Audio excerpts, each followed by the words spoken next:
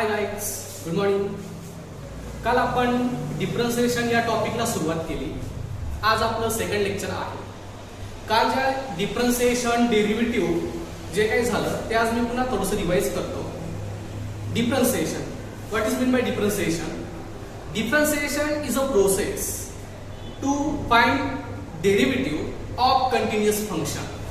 Differentiation ही एक अशी प्रोसेस आहे डेरिव्हेटिव्ह फाइंड करण्यासाठी. आपण डेरिव्हेटिव्ह कोणाचा फाइंड करतो? कंटिन्युअस फंक्शनचा.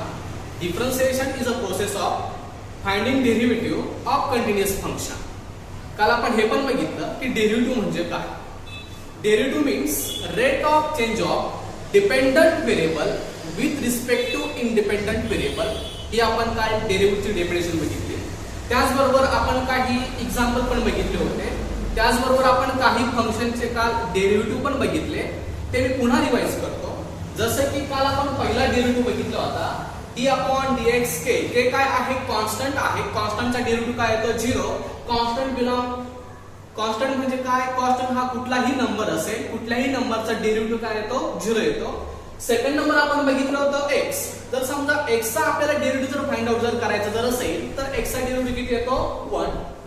थर्ड मध्ये आपण बघितलं होतं d upon dx x raise to n. म्हणजे जर समजा तो जर व्हेरिएबल आहे त्याचा पॉवर जर n असेल तर त्याचा डेरिव्हेटिव्ह काय येतो? तर आपण काय करतो, जो पण डोक्यावरती असो त्याला काय केलं आपण पुढे घेतलं x raise to n minus 1. जो डोक्यावरचा जो नंबर असेल तो पुढे घ्यायचा आणि त्याच्यामधून नेहमी काय करायचा? 1 सबट्रॅक्ट करायचा. त्याचबरोबर आपण पुढे पण बघितलं फोर्थ वन. जर समजा n रूट असेल तर म्हणजे x raise to 1 by n असेल तर अशा वेळेस काय करायचं? नियम तोच. डोक्यावरती जो पण असेल तो काय करायचा? पुढे घ्यायचा 1 by n x raise to, पुन्हा त्या डोक्यावर जो पण होता तो पुढे घेतला त्याच्यामधून नेहमी काय करायचा? 1 सबट्रॅक्ट करायचा. म्हणजे काय लिहितो? 1 upon n x raise to 1 by n minus 1. हे आपण काल 4 फॉर्म्युले बघितले होते. त्याचबरोबर आपण काही एक्झाम्पल पण बघितले होते. आज आपण काही नवीन एक्झाम्पल बघणार आहोत. नवीन फंक्शनचे डेरिव्हेटिव्ह आपण बघणार आहोत. आपला आजचा जो काय फॉर्म्युला आहे किंवा जो काय फंक्शन आहे डेरिव्हेटिव्ह आहे 5th नंबरचं, ते आहे a रेज टू x. आता a रेज टू x हे एक्सपोनेन्शियल फंक्शन आहे. आता एक्सपोनेन्शियल फंक्शन म्हणजे काय? इथं हा जो a आहे, a हा कॉन्स्टंट आहे. कॉन्स्टंट म्हणजे एक नंबर आहे. जसं की 2 रेज टू x. 2 हा काय आहे? नंबर आहे. त्या नंबरचा पॉवर कोण आहे? व्हेरिएबल आहे. तो व्हेरिएबल म्हणजे कोण रे? x. असं तुम्हाला जिथेही दिसेल म्हणजे 2 raise to x, 3 raise to x, 10 raise to x, तर अशा फंक्शनला एक्सपोनेन्शियल फंक्शन म्हणायचं. काय म्हणायचं? Exponential function. आणि अशा एक्सपोनेन्शियल फंक्शनचा डेरिव्हेटिव्ह काय येतो? a raise to x. म्हणजे हा जो a रेज टू x आहे तो ऍज इट इज जसा आहे तसा तिथे लिहायचा आणि इथं इनटू काय करायचं? log a. इनटू काय करायचं? log a.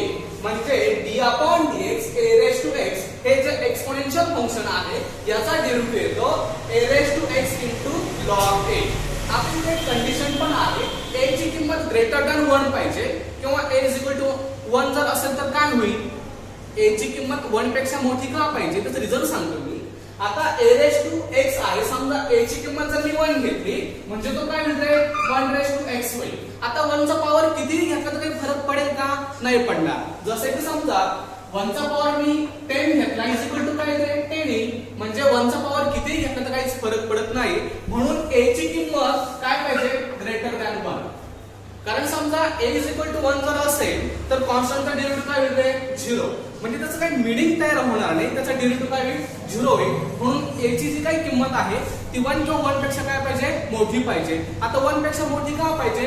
1 पेक्षा छोटी का नकोय?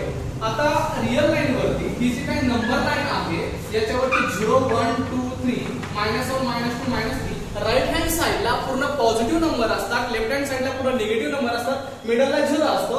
आता log a हे जे फंक्शन आहे इथं log a जर log 1 जर घेतला मी log 1 किती येतो? 0 येतो. आणि जर समजा 1 पेक्षा जर स्मॉल व्हॅल्यू जर असतील म्हणजे 0 -1 -2 -3 तर त्या नंबरचा आपल्याला लॉग फाइंड आउट करता येत नाही. म्हणून a ची जी काही किंमत असेल ती ग्रेटर दॅन काय पाहिजे? 1 पाहिजे. हे असं आहे एक्सपोनेन्शियल फंक्शन आणि हा त्याचा आहे डेरिव्हेटिव्ह. सेकंड वन आहे e रेज टू x. आता e रेज टू x हे पण एक्सपोनेन्शियल फंक्शन आहे. इथं a रेज टू x हे पण काय आहे? एक्सपोनेन्शियल फंक्शन आहे. दोघांमध्ये हा फरक आहे. इथं हा जो a होता हा 2 3 4 5 6 अँड सो ऑन असा कुठला तरी असलेले नंबर असेल, परंतु इथं हा जो ई आहे, ई ची इथं फिक्स व्हॅल्यू आहे, ई ची फिक्स व्हॅल्यू आहे 2.71 2.71. म्हणजे ई हा कॉन्स्टंट आहे, तो कधीच बदलणार नाही, त्याची व्हॅल्यू कधीही चेंज होत नाही. 2.71 तो फिक्स असेल. ई हा एक इरॅशनल नंबर आहे. ई काय आहे? इरॅशनल नंबर, आणि त्याची व्हॅल्यू काय आहे? 2.71.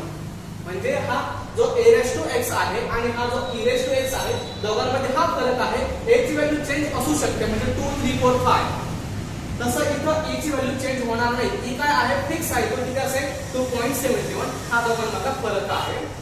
इथं बघा आता e⁻x जो आहे याचा डेरिव्हेटिव्ह काय येतो? As it is, no change. म्हणजे e⁻x चा डेरिव्हेटिव्ह काय येतो? e⁻x. त्याच्यामध्ये कुठलाही बदल होत नाही. पुढचं फंक्शन आहे लॉग फंक्शन. आता लॉगचा जो काही डेरिव्हेटिव्ह आहे तो काय येतो? 1/x किंवा 1/x. आणि लास्ट वन जे आहे √x. सेम याच्यासारखाच आहे. जर n चा रूट जर असेल तर काय करायचा? जो काही पॉवर जर असेल 1/n तो पुढे घ्यायचा, 1/n-1 करायचा.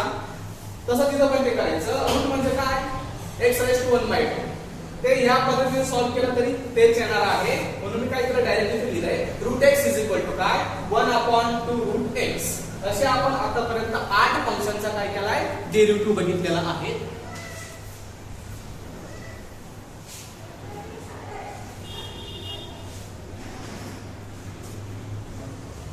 आतापर्यंत आपण 8 डेरिव्हेटिव्ह बघितले. आता पुढचा 9th नंबरचा डेरिव्हेटिव्ह आहे d/dx 1/x -1/x². हे पण लक्षात ठेवायचंय, विसरायचं नाही. d/dx 1/x -1/x². यानंतर पुढचे काही डिफरन्शिएशनचे रूल आहे, जे 11वीला पण होते, पुन्हा ते आता 12वीला मी पुन्हा रिवाइज करतो. डिफरन्शिएशनचे जे पण काही रूल आहेत, जसं की जर दोन फंक्शनची ऍडिशन असेल, दोन फंक्शनची सबट्रॅक्शन असेल, दोन फंक्शनचं मल्टिप्लिकेशन असेल, तर काय करायचं? डेरिव्हेटिव्ह मध्ये काय चेंज होतो, डेरिव्हेटिव्ह मध्ये काय अरेंजमेंट करायची ते आपण बघणार आहोत. तर डिफरन्शिएशनचा पहिला रूल आहे ऍडिशनचा रूल. जर समजा दोन फंक्शनची जर ऍडिशन असेल, काय सांगतो मी? दोन फंक्शनची जर ऍडिशन असेल, एक्झाम्पल जर समजा y x + log x. x हे पहिलं फंक्शन आहे. x म्हणजे काय? Algebraic function. आणि सेकंड काय आहे? Log function. अशा जर दोन फंक्शनचं समजा ऍडिशन जर असेल, अशा दोन फंक्शनची ऍडिशन असताना डेरिव्हेटिव्ह कसा फाइंड आउट करायचा? तर त्यासाठी हा रूल अप्लाय करायचा. म्हणजे d/dx in bracket u + v पहिले काय करायचं? पहिल्या फंक्शनचा डेरिव्हेटिव्ह घ्यायचा. म्हणजे डेरिव्हेटिव्ह ऑफ u मध्ये कोणतं साइन आहे? Plus as it is. नंतर काय करायचं? सेकंड फंक्शनचा डेरिव्हेटिव्ह d/dx v. इथं बघा आता y काय लिहिलं मी? x + log x. इथं x जे आहे हे पहिलं फंक्शन आहे, x u, आणि जे सेकंड फंक्शन आहे log x काय? v. या दोन फंक्शनची काय आहे? ऍडिशन. मग इथे याचा डेरिव्हेटिव्ह घेताना काय करायचं? हा जो y आहे, त्या y ला आपण कसं लिहितो? d/dx. याच्या पुढे कोण आहे? u + v. इथं u + v म्हणजे कोण? आपला y. म्हणजे हे बघा आता d/dx याचा काय करतोय आपण? डेरिव्हेटिव्ह घेतोय. पण डेरिव्हेटिव्ह कोणाचा घेतोय? y चा. म्हणून मी इथे काय लिहिलं? y लिहिलं = आता y चा डेरिव्हेटिव्ह घेताना हा जो d/dx आहे, हा जसाच्या तसा इथं उचलायचा आणि काय करायचा? इथं ठेवायचा. म्हणजे हा d/dx. आता y ची किंमत काय आहे? x + log x. हे पूर्णपणे ब्रॅकेट मध्ये लिहायचं, ब्रॅकेटच्या बाहेर याला ठेवायचं नाही. जर समजा हे तुम्ही जर ब्रॅकेट मध्ये लिहिलं नाही, त्याचं मीनिंग काय होतं बघा. आता समजा हे ब्रॅकेट मध्ये आपण लिहिलं नाही, तर याचं मीनिंग काय होतं? हा d/dx काय होतं? फक्त काय आहे? x लाच मल्टिपल आहे असं त्याचं मीनिंग होतं. log x ला तो मल्टिपल नाही असं त्याचं मीनिंग होतं. म्हणून इथं काय करायचं? ब्रॅकेट टाकायला विसरायचं नाही. म्हणजे d/dx हा पूर्णपणे ब्रॅकेटला काय आहे? मल्टिपल आहे. नेक्स्ट स्टेप मध्ये काय करायचं? जसं की रूल मध्ये काय सांगितलंय, पहिल्या फंक्शनचा काय करायचं? डेरिव्हेटिव्ह घ्यायचा. पहिलं फंक्शन कोणतं आहे? x. म्हणून इथं काय करायचं? d/dx हा x as it is plus. जसं इथं कोणतं साइन होतं? प्लस. तसं इथं काय घेतलं आपण? प्लस. इथं कोणतं साइन आहे? प्लस ऍज इट इज घेतलं. पुढे कोण? d/dx v. इथं कोण? d/dx v कोण आहे? log x. म्हणजे हा d/dx आणि सेकंड जे फंक्शन आहे ते कोणतं? log x. आता = तुम्हाला माहित आहे x चा डेरिव्हेटिव्ह किती येतो? 1. म्हणून आता मी काय केलं? 1 लिहिलं प्लस, आणि log x चा डेरिव्हेटिव्ह किती आहे? 1/x. म्हणजे काय? 1/x मी लिहिलं. आता बघा x चा डेरिव्हेटिव्ह घेतल्यानंतर फायनल आन्सर मध्ये इथे मी लास्टला d/dx लिहिलं नाही. इथं चुकूनही डी अपॉन डी एक्स लिहायचं नाही, कारण की आपण या फंक्शनचा डेरिव्हेटिव्ह घेतलाय ते पुन्हा रिपीट करायचं नाही. तसंच इथं पण केलंय. लॉग एक्स चा डेरिव्हेटिव्ह काय आहे 1 अपॉन एक्स, तो इथं मी लिहिला आहे 1 अपॉन एक्स, इथं डी अपॉन डी एक्स लिहिलं नाही. सेम असंच काय करायचंय, मायनसला पण करायचा. जर समजा दोन फंक्शनचं सबट्रॅक्शन जर असेल तर काय करायचं, फक्त प्लसच्या ऐवजी काय असेल ते मायनस असेल, म्हणजे x minus log x. Same तोच रूल, कोणता रूल, मायनसचा रूल, फक्त काय होईल साइन चेंज होईल आणि फायनल आन्सर मध्ये काय असेल फक्त मायनस. हे दोन रूल आपण बघितले, प्लस आणि मायनस. प्लस जर असेल तर काय फक्त प्लस आणि मायनस असेल तर काय फक्त मायनस. डिफरन्शिएशनचा आपला तिसरा रूल आहे मल्टिप्लिकेशन, म्हणजे D upon D x you into V. जर दोन वेगवेगळ्या फंक्शनचं जर मल्टिप्लिकेशन असेल तर त्यावेळेस त्या फंक्शनचा डेरिव्हेटिव्ह कसा फाइंड आउट करायचा ते आपण आता बघणार आहोत. त्यासाठी हा रूल आहे. एक्झाम्पल घेतो मी.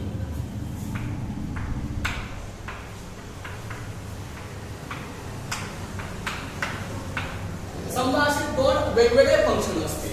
e रेज टू x हे एक्सपोनेन्शियल फंक्शन आहे आणि इथे सेकंड फंक्शन आहे हे लॉग फंक्शन आहे. दोन वेगवेगळ्या फंक्शनचा मल्टिप्लिकेशन जर असेल तर त्याच्यासाठी डेरिव्हेटिव्ह कसा घ्यायचा ते आपण बघणार आहोत. कधी कधी काय होतं माहिती का, एक्झाम्पल मध्ये y x into root x अशा टाइपचे पण फंक्शन असतात. इथं x आणि root x हे दोन वेगवेगळे फंक्शन नाहीये. x आणि root x हे दोघंही एकच फंक्शन आहे. दोन्ही फंक्शन आहे अल्जेब्रिक फंक्शन, म्हणजे x आणि root x हे दोन वेगवेगळे फंक्शन नाहीये. कसं काय दोन वेगवेगळे फंक्शन नाहीये, इथं x चा पॉवर किती आहे 1, इथं कोणता साइन आहे मल्टिप्लिकेशन, इथं सेकंड वन x चा पॉवर किती आहे 1/2. आता जर समजा हा जर बेस जर सेम जर असेल आणि त्या दोन फंक्शन मध्ये किंवा दोन व्हेरिएबल मध्ये जर मल्टिप्लिकेशन जर असेल तर पॉवरची काय होते ऍडिशन. हे तुम्ही इयत्ता 7वी ला बघितलेलं आहे इंडेक्स नावाच्या चॅप्टर मध्ये. म्हणजे हा जो बेस आहे, बेस आपण एकदाच लिहितो आणि जो काही पॉवर आहे त्या पॉवरची काय करतो आपण ऍडिशन. 1 + हाफ म्हणजे किती 3/2. म्हणजे x आणि रूट x हे दोन वेगवेगळे फंक्शन नसून एकच फंक्शन आहे. तर अशा फंक्शन साठी हा रूल आपल्याला वापरता येणार नाही. नाहीतर तुम्ही काय चूक करणार, x म्हणजे हा u आणि v म्हणजे कोण रूट x असं करायचं नाही. हा मल्टिप्लिकेशनचा रूल अप्लाय करताना यूज करताना टोटली पूर्णपणे दोन वेगवेगळे फंक्शन पाहिजे तरच हा रूल काय होईल अप्लाय होईल, अदरवाइज आन्सर चुकेल. हे लक्षात घ्यायला पाहिजे. आता इथं बघा e⁻x हा आहे u आणि सेकंड वन कोण आहे log x. अशा दोन फंक्शनचं समजा मल्टिप्लिकेशन असेल आणि आपल्याला डेरिव्हेटिव्ह जर फाइंड आउट जर करायचं जर असेल तर त्यासाठी आपल्याला तो रूल अप्लाय करायचा आहे. मी पहिले एक्झाम्पल एक्सप्लेन करतो. आता y चा आपण डेरिव्हेटिव्ह घेतोय म्हणून काय d अपॉन dx हा y as it is equal to हा d अपॉन dx जसाच्या तसा विसरायचा नाही. d अपॉन dx y ची किंमत किती आहे मी दिलेली आहे. ब्रॅकेट मध्ये ब्रॅकेट विसरायचं नाही. e⁻x into कोण log x हे as it is bracket complete विसरायचं नाही. रूल काय सांगतोय, म्हणजे दोन फंक्शनचं जर मल्टिप्लिकेशन जर असेल तर सुरुवातीला काय करायचा u घ्यायचा. काय घ्यायचा u. आपल्याकडे u कोण आहे e⁻x. हा e⁻x ऍज इट इज लिहिला.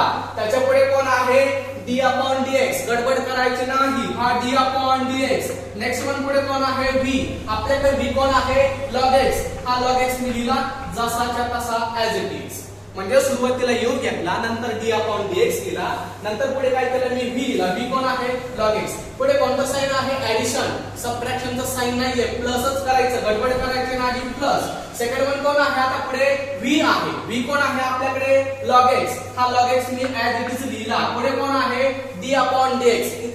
इथं सांगतोय मी हा v हा d अपॉन dx. आपण हा इथं v लिहिला, त्याच्यानंतर काय लिहायचं आहे d अपॉन dx.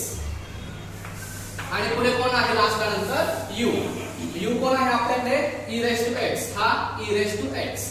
आता याचा काय करायचं आपल्याला डेरिव्हेटिव्ह फाइंड आउट करायचा आहे इज इक्वल टू. आता डेरिव्हेटिव्ह मध्ये फाइंड आउट करताना d अपॉन dx च्या अगोदर जो पण असेल त्याचा डेरिव्हेटिव्ह फाइंड करायचा नाही. d अपॉन dx च्या नंतर जे काही फंक्शन असेल त्याचा डेरिव्हेटिव्ह फाइंड आउट करायचा. इथं बघा d अपॉन dx याच्या अगोदर कोण आहे e⁻x. तर e⁻x चा डेरिव्हेटिव्ह फाइंड करायचा नाही. हा e⁻x ऍज इट इज याच्यामध्ये कुठलाही बदल होणार नाही, बदल करायचा नाही, कारण की तो d अपॉन dx च्या अगोदर आहे नंतर नाहीये. म्हणजे हा e⁻x e raised to x as it is लिहिला. आता कोण आहे पुढे d upon dx log x. तुम्हाला माहित आहे log x चा डेरिव्हेटिव्ह किती आहे 1 upon x. इथं इनटू काय लिहिलं मी 1 upon x. log x चा डेरिव्हेटिव्ह आहे 1 upon x म्हणून मी काय लिहिलं 1 upon x. मी फक्त इथं पहिल्या स्टेप मध्ये काय केलं log x चा डेरिव्हेटिव्ह घेतला आणि तो काय लिहिला मी 1 upon x. e raised to x ला मी काहीच केलं नाही. पुढे कोणतं साइन आहे plus plus at it is no change गुणा x. d upon dx अगोदर जो पण असेल त्याच्यामध्ये बदल करायचा नाही. कोण आहे log x. log x ला अजिबात चेंज करायचं नाही. तो जसाच्या तसा त्याच्यामध्ये अजिबात गडबड करायची नाही. पुन्हा कोण इनटू आणि आता e raised to x चा काय derivative. e raised to x चा डेरिव्हेटिव्ह काय आहे e raised to x आहे. त्याच्यामध्ये गडबड करायची नाही. हे झालं आपलं फायनल आन्सर. म्हणजे दोन फंक्शन जर मल्टिप्लिकेशन जर असेल तर त्याचा डेरिव्हेटिव्ह फाइंड आउट करण्यासाठी आपल्याला मल्टिप्लिकेशनचा रूल अप्लाय करावा लागणार आहे u into v. हा रूल विसरायचा नाही. u into v जर असेल तर पहिल्या function as it is second फंक्शनचा derivative plus second function as it is पहिल्या फंक्शनचा डेरिव्हेटिव्ह. हे त्याच्यावरती आपण काय केलं एक्झाम्पल घेतलं. ते आपलं काय आहे फायनल आन्सर.